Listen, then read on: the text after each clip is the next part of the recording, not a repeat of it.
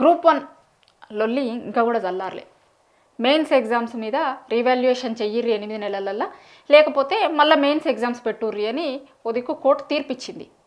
దాని తర్వాత ఆ గ్రూప్ 1లో అన్యాయాలు జరిగినాయి, అవకతవకలు జరిగినాయి అని కోర్టుకు పోయిన అభ్యర్థులు ఒక దిక్కు, ఇదేమో కోర్టు నుంచి మాకు న్యాయం జరిగింది అన్న లెక్క మాట్లాడుతున్నారు. ఇదంతా జరుగుతున్నప్పుడు నిన్న సడన్గా కొంతమంది గ్రూప్ 1 రాసిన అభ్యర్థుల తల్లిదండ్రులు ప్రెస్ మీట్లు పెట్టారు. ప్రెస్ మీట్ పెట్టి అసలు అందులో అవకతవకలే జరగలేదు అన్న లెక్క వాళ్ళు మాట్లాడారు. దాంట్లో ఎక్కడ కూడా విద్యార్థులు రాలే, వాళ్ళ తల్లిదండ్రులు వచ్చి పెట్టారు. అయితే నిన్న వాళ్ళ తల్లిదండ్రులు పెట్టిన ప్రెస్ మీట్ మీద కేసేసిన అభ్యర్థులు ఏమంటున్నారు, అసలు నిన్న ప్రెస్ మీట్ని ఎట్లా చూడాల్సి వస్తుంది, అంతకుముందు కోర్టు తీర్పును ఎట్లా చూస్తున్నారు, ఈ మొత్తం ఇష్యూని మాట్లాడేందుకు సింధురెడ్డి ఉన్నారు మనతో. నమస్తే. ఫస్ట్ నిన్న ప్రెస్ మీట్ గురించి మాట్లాడదాం, దాని తర్వాత అంతకుముందు కోర్టుకి తీర్పు అదంతా కూడా మాట్లాడదాం. నిన్న ప్రెస్ మీట్ చూసుంటారు, వాళ్ళు మాట్లాడినవి కూడా చూసుంటారు. ఏం చెప్తారు, ఏమనిపించింది మీకు అసలు నిన్న ప్రెస్ మీట్ చూసిన తర్వాత? బేసిక్లీ ఆ ప్రెస్ మీట్ చూసిన తర్వాత ఫస్ట్ ఆఫ్ ఆల్ అయితే వి ఫీల్ సారీ అండి. ఇప్పుడు ఎవరైతే సోకాల్ సెలెక్టెడ్ క్యాండిడేట్స్ ఉన్నారో వాళ్ళ సైడ్ నుంచి ఆలోచిస్తే డెఫినెట్గా అది బాధాకరమైన విషయం. ఇప్పుడు వాళ్ళకి జాబ్ వచ్చింది అనుకోవాలా రాలేదనుకోవాలా అనే కన్ఫ్యూజన్లో ఉన్నారు.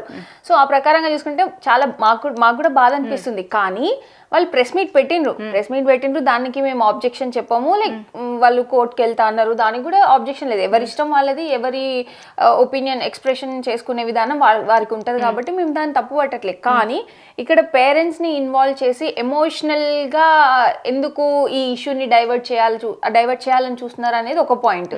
అండ్ ఇక్కడ మీరు ఆ ప్రెస్ మీట్లో గమనిస్తే ఏ ఒక్క అభ్యర్థి కూడా కోర్టు తీర్పు గురించి మాట్లాడలేదు. ఖాళీ ప్రతిపక్షాలు చేసిన 3 కోట్ల ఆరోపణల గురించే మాట్లాడినారు. సో ఇప్పుడు అభ్యర్థులు సెలెక్ట్ అయినరు అని చెప్పుకుంటారు. సో రాజకీయాలు అన్నాక రకరకాల ఆరోపణలు చేస్తారు, కానీ దాన్నే ఎందుకు ఫోకస్ చేసినారు? అసలు కోర్టు తీర్పుని ఎందుకు పట్టించుకోవట్లేదు?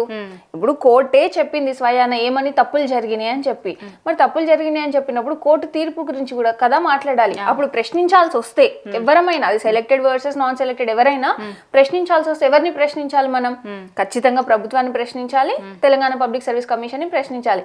కానీ ఆ రెండింటి వాళ్ళిద్దరిని ప్రశ్నించకుండా ప్రతిపక్షాలను ప్రశ్నించినారు. ఇది నాకు కొంచెం హాస్యాస్పదం అనిపించింది.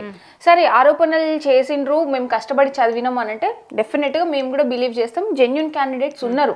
ఇప్పుడు 563 మందిలో అన్ని అమ్ముకున్నారని ఎవరు ఆరోపణలు చేయలేదు కదా. అందులో ఒక్కరికి పోస్ట్ అమ్మినా, ఒక్కరు ఇట్లా ఏమంటారు ఈ వేలో పోస్ట్ తీసుకున్నా కానీ అది అందరు భరించాలి, దానికి అందరికి ఇంపాక్ట్ ఉంటుంది, అందరు ఇబ్బంది పడాల్సిందే. సో ఇప్పుడు మాట్లాడేదంతా దాని గురించి మాట్లాడితే జెన్యూన్ క్యాండిడేట్స్ వచ్చి మాట్లాడినారు, కరెక్టే. కానీ మీరు కొనలేదు. కానీ ఒక్కరైతే బ్లాక్ షీప్ ఉంది కదా, అందులో ఒకరో ఇద్దరో ఎంతమంది ఉన్నారో మనకు తెలియదు, ఆ బ్లాక్ షీప్ ఉంది అని అన్నారు. సో అట్లాంటప్పుడు అభ్యర్థులు డిమాండ్ చేయాల్సి వస్తే ఏం డిమాండ్ చేయాల్సి ఉండే ప్రభుత్వాన్ని? సిబిఐ ఎంక్వైరీ వేయించమనండి ప్రభుత్వాన్ని, లేదంటే సిట్ విచారణ చేయించమనండి. అది ప్రభుత్వాలు కదా తేల్చాల్సింది, ప్రభుత్వంలో ఉన్నవారు కదా. ఇప్పుడు మీరు వచ్చి ప్రతిపక్షాన్ని ఇది ఆరోపించినంత మాత్రాన దానివల్ల దానికి అసలు జస్టిఫికేషన్ లేదు, దాన్ని ఏ విధంగా కూడా నిరూపించలేరు. వాళ్ళని అడిగితే వాళ్ళు ఏం చేస్తారు? అధికారంలో ఉన్నది కాంగ్రెస్ వాళ్ళు నిరూపించాలి.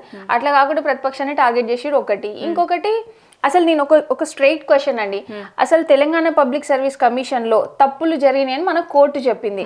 దాన్ని ఇప్పుడున్న ర్యాంకర్స్, సోకాల్ ర్యాంకర్స్ అంటున్నారు కదా, వాళ్ళు యాక్సెప్ట్ చేస్తారా లేదా? అంటే నిన్న వాళ్ళ తల్లిదండ్రులు చాలా క్లారిటీగా చెప్తున్నారు, వీళ్ళు అందులో తప్పులు జరగలేదు అన్న లెక్కనే మాట్లాడారు. కోర్టు మీరు అన్నట్టు కోర్టేమో తప్పులు అవకతవకలు జరిగినాయనే రీవాల్యుయేషన్ చేయమని చెప్తుంది కోర్టు.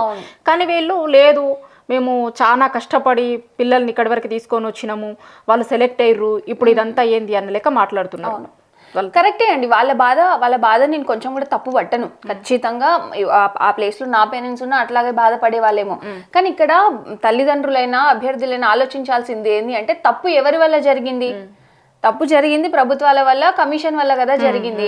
ఆ కమిషన్ కదా నిలదీయాల్సింది. అందరూ కష్టపడ్డామండి, కొంతమంది అక్కడ ఉన్నారు, సెలెక్టెడ్ లిస్ట్ లో ఉన్నారు, కొంతమంది లేకపోయినారు. సో ఇప్పుడు నాన్ సెలెక్టెడ్ వాళ్ళు కూడా ఇబ్బంది పడ్డారు కదా, నష్టపోయినారు కదా ప్రభుత్వం వల్ల. మేము అందరూ కలిసి ప్రభుత్వాన్ని కదా ప్రశ్నించాలి. అట్లా కాకుండా ఇదంతా రివర్స్ వేలో అయింది. ఇదంతా చూస్తుంటే నాకు అనిపించేది ఏంటంటే ఇట్స్ ఆల్ డైవర్షన్.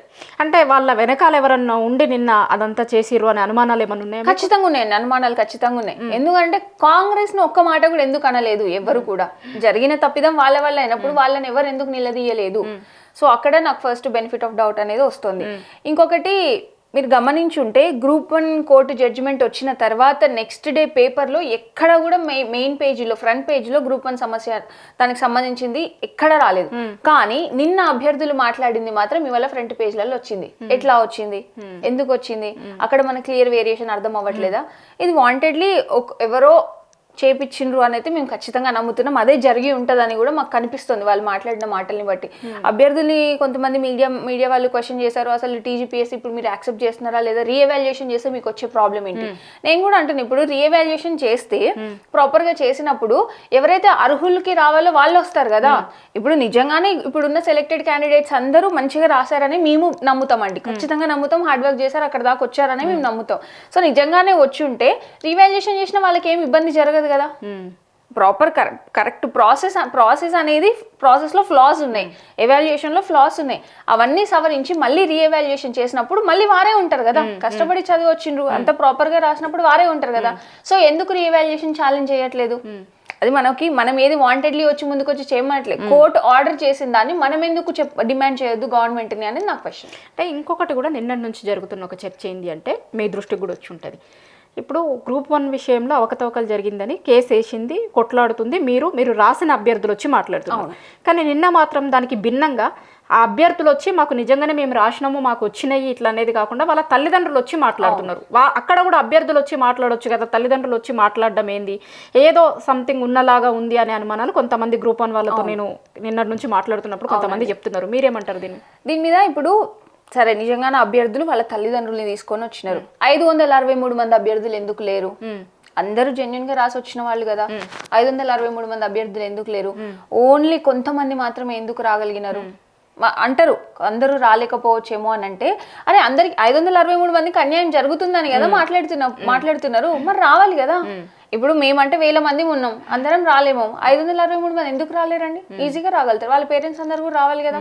వాళ్ళు మాట్లాడట్లేదంటే అక్కడే మనకి ఒక క్లారిటీ వచ్చింది. లైక్ కొంతమందిని తీసుకొచ్చి ఒక ఎమోషనల్ గా రన్ చేపించి ఇష్యూని మొత్తానికి డైవర్ట్ చేయాలనే ఉద్దేశంతో చేపించిండ్రు అనేది వెరీ క్లియర్ మోటివ్ గా కనిపిస్తుంది. అంటే మీకు అసలు మెయిన్ ఆబ్జెక్షన్ ఏంది దాంట్లో? మీరు డే 1 నుంచి కూడా కోర్టులకు పోయిర్రు, రకరకాల మాధ్యమాల దగ్గరికి పోతున్నారు, ప్రతిపక్ష నాయకుల్ని కలుస్తున్నారు, చాలా మందిని కలిసి. అసలు ఏంది మీకు దాంట్లో ఉన్న ఇబ్బంది ఏంది? ఎందుకు ఆ ఎగ్జామ్ వద్దు అనేది మీరు అనడానికి కారణం ఏంటి? అసలు ప్రధాన కారణాలు ఫస్ట్ ప్రొసీజరల్ ల్యాప్సెస్ ఉన్నాయండి. డే 1 నుంచే మేము చెప్తూ వస్తున్నాం, హెచ్చరిస్తూ వస్తున్నాం, కానీ పట్టించుకోలేదు. ఇంకొకటి ఎవాల్యుయేషన్ అనేది కరెక్ట్గా జరగాల్సిన పద్ధతిలో జరగలేదు అనేవి. ఈ 2 ప్రధాన కారణాల వల్ల మేము వీటిని కోర్టు మెట్లు ఎక్కడం జరిగింది దీని మీద. అట్లాగే మాకు కోర్టు కూడా అదంతా ప్రూవ్ చేసింది కదా. లైక్ అన్ని నెలలు వాదనలు విని ప్రతి ఒక్క దాన్ని ఎవిడెన్సెస్తో సహా కోర్టులో జరిగినప్పుడు దాన్ని కదా మనం పరిగణించాల్సింది. అక్కడ నువ్వు ప్రాసెసే తప్పుంది, ఆ ప్రాసెస్ వల్ల సెలెక్ట్ అయినా కానీ నాకు ఓకే అనుకోవడం అది కరెక్ట్ కాదు. అంతే కదా. ఇప్పుడు మనం ఒక గ్రూప్ 1 క్యాడర్ పోస్ట్కి వెళ్తున్నాము అని అంటే స్టేట్లో హై క్యాడర్ ఆఫీసర్ అన్నప్పుడు మనం కరెక్ట్ పద్ధతిలో సెలెక్ట్ అయితేనే మనకు ఆ సాటిస్ఫాక్షన్ ఉంటుంది. అండ్ సేమ్ టైం అది దానికి ఒక శాంక్టిటీ ఉంటుంది. అసలు ప్రాసెసే తప్పన్నాక నువ్వు దాని నుంచి సెలెక్ట్ అయ్యి కూడా మీరు ఇంకా అన్యాయం జరిగింది అనడంలో తప్పు లేదు. ఐ మీన్ అది తప్పు ఖచ్చితంగా.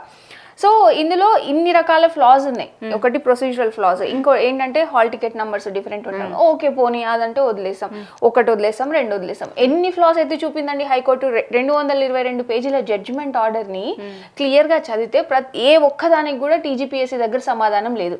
మరి టీజీపీఎస్సీ అక్కడే సమాధానం ఇచ్చి ఉండాలి కదా, అన్ని కరెక్ట్ గా జరిగినాయి కదా, మరి అక్కడే సమాధానం ఇచ్చి ఉండాలి కదా, ఎందుకు ఇవ్వలేకపోయింది టీజీపీఎస్సీ?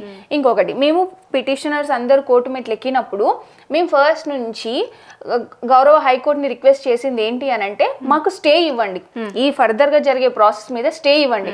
ఈ ప్రాసెస్ కంటిన్యూ అయితే తర్వాత ఇబ్బందులు అవుతాయి, సెలెక్టెడ్ క్యాండిడేట్స్ కైనా నాన్ సెలెక్టెడ్ అయినా ఇబ్బందులు అవుతాయి, అది కన్ఫ్యూజన్ లేకుండా మీరు స్టే ఇవ్వండి అని రిక్వెస్ట్ చేసాం.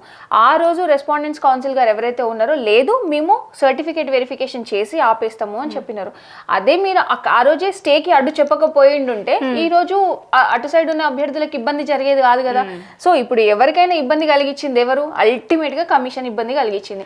ఆ రోజు వాళ్ళ ఇంటెన్షన్ ఏముండే, ఎట్టి పరిస్థితుల్లో ఈ నిరుద్యోగులకు against గా మేము కేసు గెలవాలని ప్రభుత్వం చూసిందే తప్ప అసలు జరిగినాయా లేదా, జరిగితే వాటిని ఎట్లా సవరించుకోవాలి, తప్పును ఒప్పుకొని ముందుకెళ్తే బాగుంటుంది అన్న ఉద్దేశం ఏ రోజు కూడా ప్రభుత్వం చూపించలేదండి. మీరు ఈ తీర్పు వచ్చిన తర్వాత కావచ్చు, లేకపోతే అంతకుముందు టీజీపీఎస్సీ వాళ్ళనో లేకపోతే ప్రభుత్వం తరపున ఎవరైనా కలవడానికి ఏమన్నా ట్రై చేసిరా అసలు అటువైపు? ఎందుకండి ఇప్పుడు ఎగ్జామ్ ఇంకా 2 రోజులు ఉందనంగా కూడా మీరు గమనించుంటే రోడ్డు మీద ధర్నాలు చేసాం, సెక్రటేరియట్ వరకు వెళ్ళి ధర్నా చేసాం.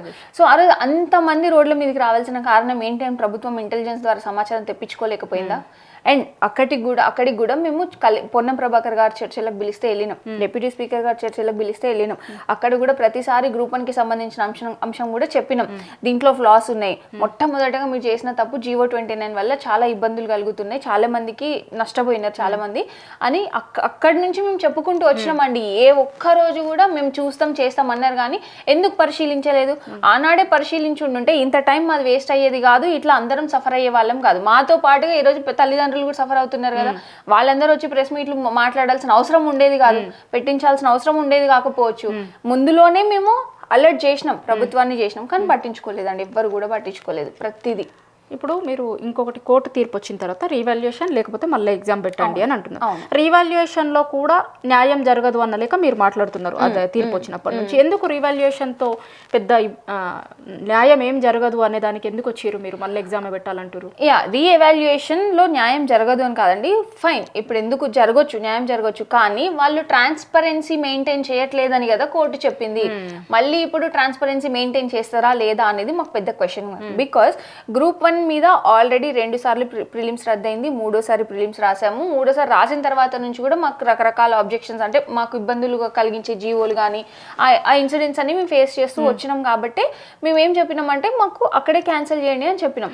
ఇట్లా ఇబ్బందులు జరుగున్నాయి కాబట్టి మాకు కమిషన్ మీద నమ్మకం పోయింది. సో ఏ రకంగా మేము నమ్ముతాం కమిషన్? ఎందుకు అంటే రేవంత్ రెడ్డి గారు అధికారంలోకి రాకముందు మా అందరికి ముందు ఇచ్చిన మాట ఏంటంటే టీజీపీఎస్సీ ప్రక్షాళన అనే మాటను తీసుకొచ్చినారు. ఈ రోజు టీజీపీఎస్సీలో ఫుల్ బోర్డు ఉందా? చైర్మన్ ప్లస్ 10 మెంబర్స్ ఉండాలి, కానీ ఉన్నారా? లేరు. అట్లా లేనప్పుడు మీరు ఏ రకంగా విధానపరమైన చర్యలని ప్రాపర్ డెసిషన్స్ తీసుకొని ఎట్లా చేస్తారు? అక్కడనే ఫెయిల్యూర్ కదా. సో ఇవన్నీ చూస్తూ ఉంటే మాకు నమ్మకం ఎట్లా కలుగుతుంది? ఇప్పుడు సరే పోనీ 2 సార్లు అయిపోయింది, ఏదో అయిపోయింది, గతం గత. 3వసారి ఏమన్నా ప్రాపర్ గా నిర్వహించిండ్రా?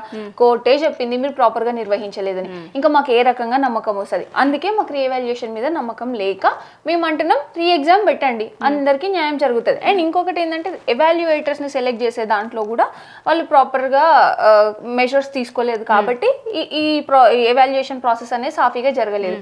ఇంకొకటి 3 times ఎవాల్యుయేషన్ చేశారు. ఎందుకు చేయాల్సి వచ్చింది? ఇప్పుడు బబ్లింగ్ ఇట్లా 3 times ఎవాల్యుయేషన్ చేసినప్పుడు అనుకూలంగా ఎవరికి అనుకూలంగా వాళ్ళు మార్కులు వేసుకుని ఉండొచ్చు. యాక్చువల్గా యాజ్ పర్ రెగ్యులేషన్స్ 2 times ఉండింది, మరి అగెయిన్స్ట్ రెగ్యులేషన్ ఎందుకు 3rd time చేయాల్సి వచ్చింది? ఇవన్నీ ఉన్నాయి. ఇవన్నీ రెక్టిఫై చేసి ట్రాన్స్పరెన్సీ మెయింటైన్ చేస్తూ మేము రీఎవాల్యుయేషన్ చేస్తాము అని అంటే okay, we are up for it. కానీ ఆ నమ్మకం ఎవరు కలిగించాలి? మాకు కమిషన్ జరిగిన ప్రాసెస్ నమ్మకం పోయింది కదా, కమిషన్ నమ్మకం కలిగించాలి. ఇప్పటి వరకు కమిషన్ ఎటువంటి స్టేట్మెంట్ అయినా ఇచ్చిందా దీనికి సంబంధించి? ఇక్కడ కూడా వాళ్ళు ప్రెస్ మీట్ పెట్టి మాట్లాడలేదు, ఇట్లా జరగలేదు అని చెప్పిండాలి, కానీ నిజంగా జరగకపోతే జరగలేదని చెప్పలేదు కదా. సో అందుకనే మేము మేజర్ గా రీ ఎగ్జామ్ కావాలనే కోరుకుంటున్నాం. అండ్ ఇంకొకటి GO 29 వల్ల కూడా నష్టపోయినారు కదా, మరి వాళ్ళ నష్టాన్ని ఎట్లా భర్తీ చేస్తారు? సరే పోనీ జాబ్ క్యాలెండర్ ఇచ్చి దాని ప్రకారంగా సరే ఈ నోటిఫికేషన్ మేము వదిలేసుకున్నా అక్కడ నష్టపోయిన వాళ్ళు నెక్స్ట్ నోటిఫికేషన్ మీద కాన్సన్ట్రేట్ చేయడానికైనా ఛాన్స్ ఉంటుంది. జాబ్ క్యాలెండర్ ఇచ్చిండ్రా? అది కూడా లేదు కదా. ఇంకా ఏ రకంగా మేము నమ్మాలి అనేది మెయిన్ ఇక్కడ ట్రస్ట్ ఫ్యాక్టర్ అయిందండి. అందుకని మేము రీ ఎగ్జామ్ అని అడుగుతున్నాం. ఓకే, ఇప్పుడు మీరు ఫైనల్గా ప్రభుత్వానికి ఏం చెప్తారు? మొన్న తీర్పు వచ్చింది, ఒక దిక్కేమో వాళ్ళు సెలెక్ట్ అయిన వాళ్ళు కూడా తల్లిదండ్రులు మాకు అన్యాయం జరుగుతుంది కదా అని వాళ్ళు అంటారు, ఇట్లనే పోతే మాకు అన్యాయం జరుగుతుంది అని మీరు అంటారు. ఏం చెప్తారు అసలు ప్రభుత్వానికి మీరు? ప్రభుత్వానికి నేనేం చెప్తా అంటే ప్రభుత్వం ఆలోచించుకోవాల్సింది ఒక్కటే అండి, 563 మందికి న్యాయం చేస్తుందా, మిగిలిన 1000 మందికి న్యాయం చేస్తుందా అనుకోవచ్చు. ఒక్కరికి అన్యాయం జరిగినట్టే కదా. మరి ఇప్పుడు 563 మందిలో ఉన్న బ్లాక్ షీప్ ఎవరు అనేది ఎంక్వైరీ చేసి బయటకు తీసి వాళ్ళని ఎలిమినేట్ చేస్తారా? వాళ్ళ ముందున్న ఆప్షన్స్ ఇవి. అవి ఏవి చేయకుండా నేను మొండిగా ముందుకు పోతా అనంటే మాత్రం ఇప్పుడు 1000 మంది జీవితాలను నాగం చేసినట్టే కదా ప్రభుత్వం. ఒక ప్రభుత్వం అయి ఉండి మెజారిటీ పీపుల్ కి ఏం చేస్తే న్యాయం జరుగుతుంది అనే దిశగా ఆలోచించి అడుగులు వేస్తే బాగుంటుంది అనేది మా రిక్వెస్ట్. Thank you. థ్యాంక్స్.